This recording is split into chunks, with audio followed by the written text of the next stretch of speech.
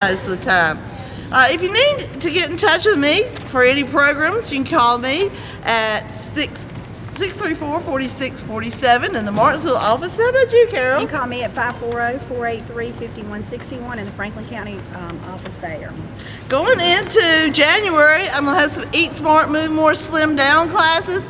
I know everybody wants to slim down in January. You know, yeah. We could care less right now, but come January, we're going to get on the wagon out. We do every year, and I'm still this size. But we're going to get healthy. So you can give me a call or either look in the Parks and Rec book or in the newspaper. There's a lot of different places you can find us. What do you got going on, Karen? Next Tuesday, we've got the Ag Day at Sontag Elementary. We're going to work with the whole school and talk to them about where their food comes from.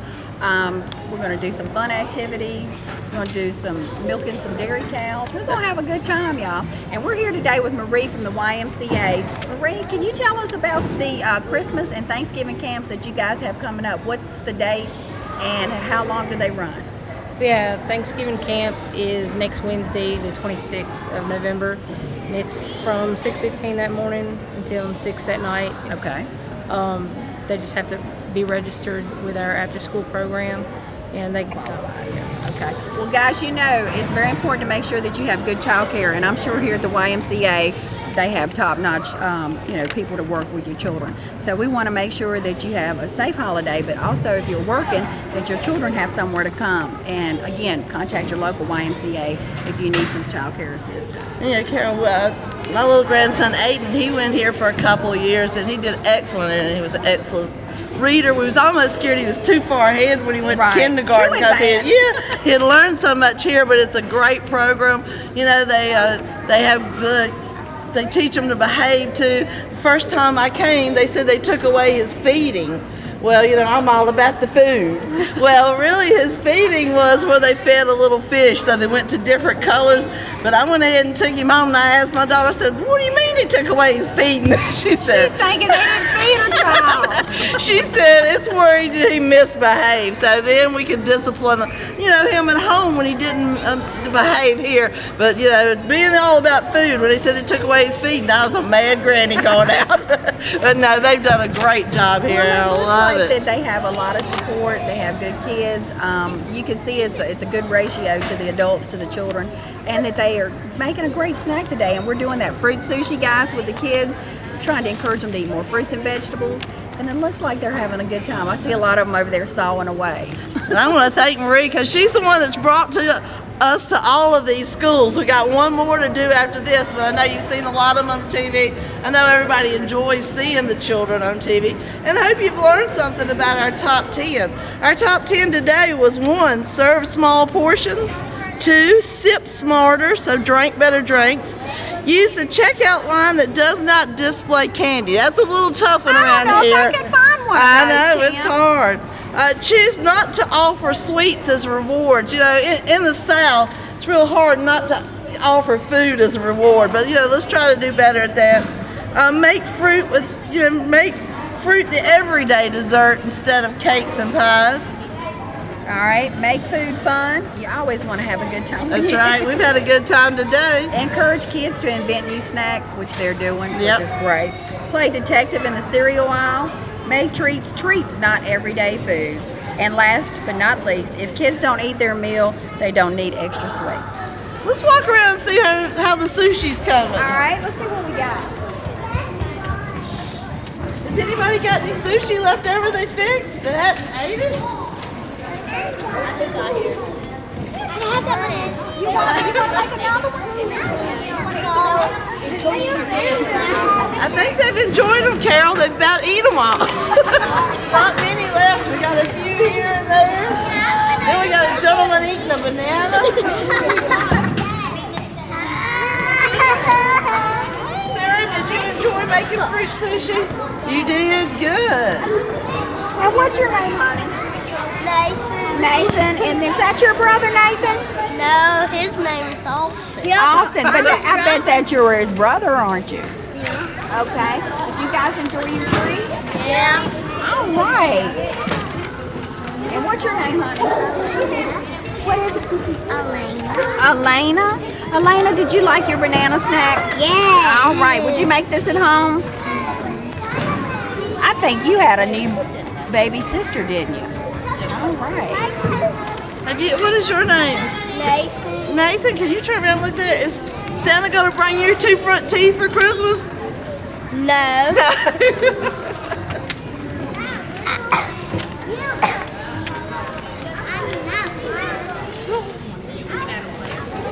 What's your name, son? My name's Travis. Your name's Travis? Oh, yeah. All right. How old are you? About 7. Did you enjoy your sushi? I see you've eaten it all up. Would you make it again at home? I'll make it a million times. Oh, that's great. What's your name? I'll make it at my granny's house. Huh? Mary. What did you think about your sushi? It was great. It was great. Was it fun to make? What's your name? My name's Emma. Emma, did you like making sushi? Yes. Would you do it again at home? Yes. All right. What about you? What's your name? Jasmine. Jasmine? What's your favorite fruit, Jasmine? Bananas. All right. Well, it's time to go, so let's tell everybody at home goodbye and tune in again.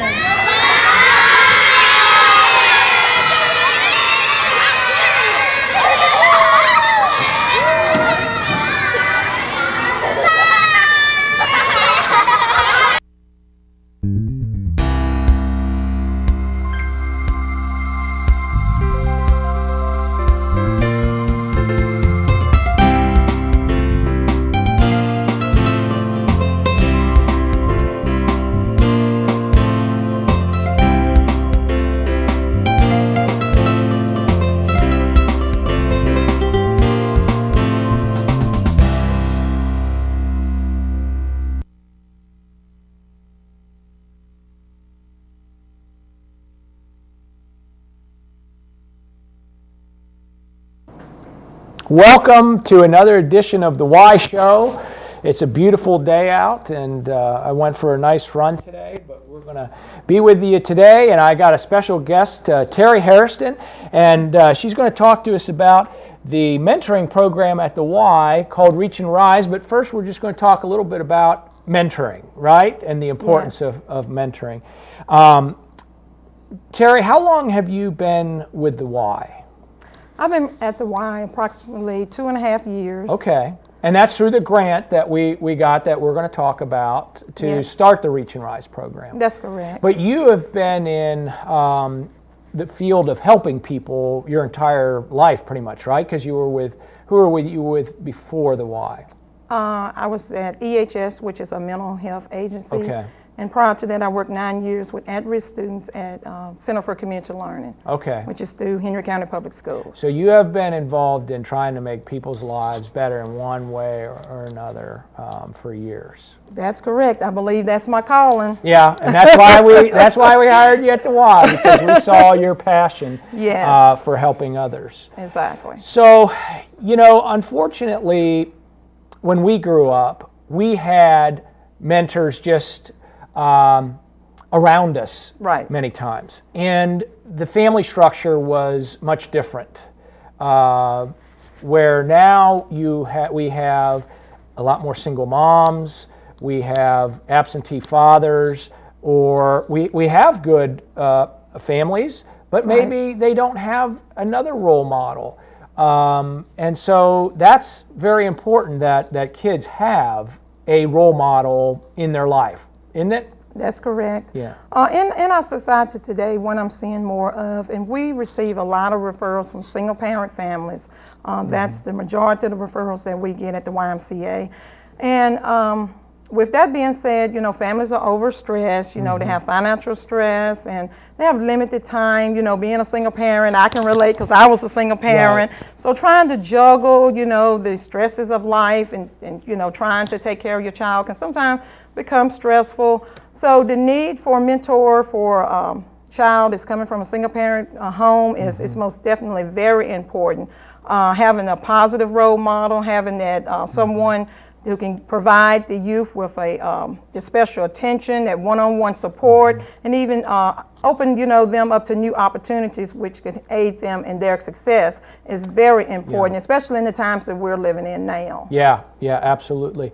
And I think all of us have, at least I do, and I think you do, have mentors that we look back and they weren't formal mentors. Right. My dad called me the other day and he said, guess who was playing volleyball? And I said, who?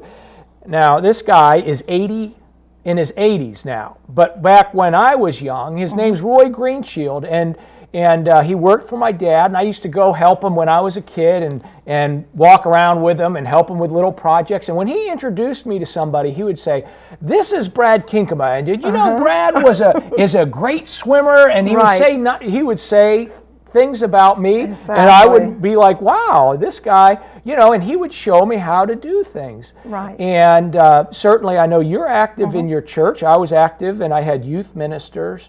And they reinforce things that maybe your parents do, but if you don't have a strong family background, they show you things that you should be doing. Right. And that's one of the great things about mentors, isn't it? Exactly. And just having a person, extra ear, someone to, that will listen to you. A lot of times, mentees, they're looking for someone else to talk to besides the parents. Because parents aren't cool. Right. Exactly. Exactly. So just having that extra ear, someone they can confide in, and just being, that support, outside of the family home. So that's very important with mentoring. One of the things that we don't talk a lot about, but I know you're familiar with, is the 40 developmental